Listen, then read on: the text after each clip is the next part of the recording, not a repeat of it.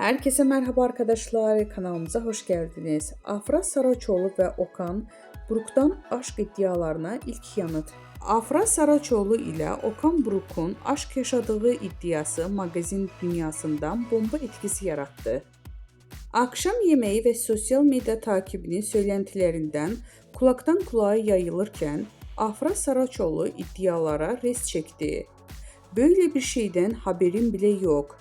Siz uyduruyorsunuz" diyerek söylentilerin fitilini daha başlamadan söndürdü.